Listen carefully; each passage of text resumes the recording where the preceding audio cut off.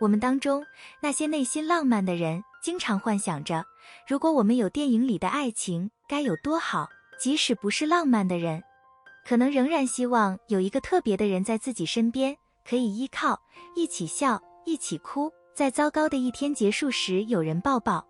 还记得办公室里的吉姆和帕姆吗？尽管他们经历了各种起起落落，但他们仍然拥有一段美好的爱情。他们彼此信任，支持彼此的梦想，同时也是恋人和最好的朋友。羡慕嫉妒恨，但我也喜欢那样。有时候现实生活中的恋情并不像吉姆和帕姆那样，有时候他们看起来更像是瑞恩和凯莉的温和版本，有点摩擦，而且相当有毒。无论是否有意，有毒的行为都会悄悄影响恋情。有哪些常见的行为会毁掉一段恋情呢？看下去吧，来弄清楚。1. 对不起。有时候伴侣会无意中伤害到对方，也许一个笑话开得太过火了，或者他们的厨艺受到了太多的批评。当我们的伴侣真的受到伤害了，就应该道歉。回避道歉或从不道歉是一种常见的，可能会破坏一段恋情的行为。有时候说对不起有点难，从表面上看，似乎因为太骄傲而不愿道歉，暗地里可能是害怕承认自己犯了错误，感觉自己能力不足，或有罪恶感是很可怕的。不管说出那个小小的但有意义的抱歉有多困难，从长远来看，实际上可以挽救这段恋情。2017年发表在心理学前沿上的一项研究发现，如果一方真诚地道歉，更有可能获得另一方的原谅。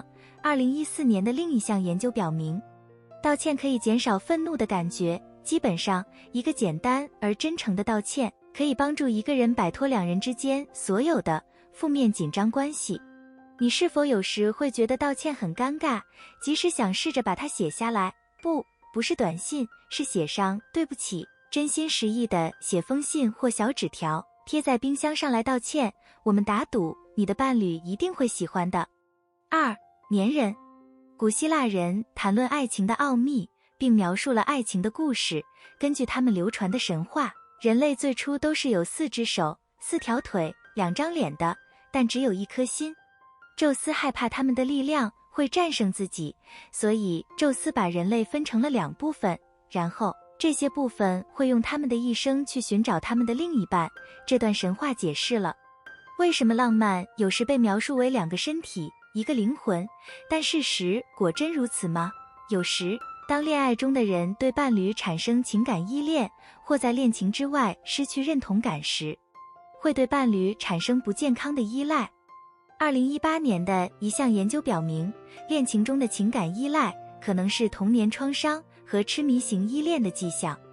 如果一个人养成了这种不健康的依恋，可能会忽视自己以往所有的朋友，只和另一半一起出去玩，也可能依赖伴侣来获得情感上的安慰，而不是自己调节情绪。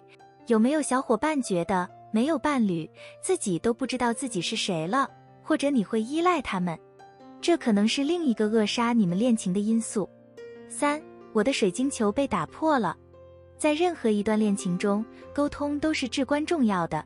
这一点听起来可能有点老套，但经过了这么多年来大量的心理学研究，证实了与伴侣清晰沟通的重要性。比如2021年发表在《个性与社会心理学公报》上的一项研究表明，如果双方都能避免消极的沟通模式，好比做假设，这样一段恋情可能就会蒸蒸日上。而当2个人都没有跟对方交流自己的需求和愿望时，就是在彼此强迫对方读懂自己的想法，这就可能会造成彼此假设对方在想什么的状况，或者给对方贴上错误的标签，亦或者人家只是在对我冷眼相看。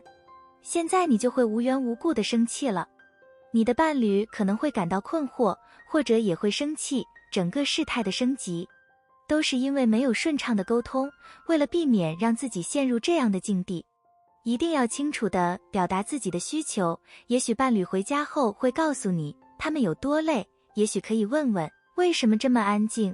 如果发现自己试图假设自己的伴侣想要的和需要的，停下来多问问伴侣，会好过自己那些不会完全正确的假设。最后一点，4. 事必躬亲。好吧，已经找到生命中的真爱，恋情开始时，为了继续走下去，你和伴侣可能开始花更多时间和对方在一起，会经常在对方家过夜，最终同居。而这时，你开始注意到伴侣身上可能会让自己生气的小事，他们可能会把衣服乱丢，而不是把它们挂在衣架上，或者把麦片放在错误的橱柜里。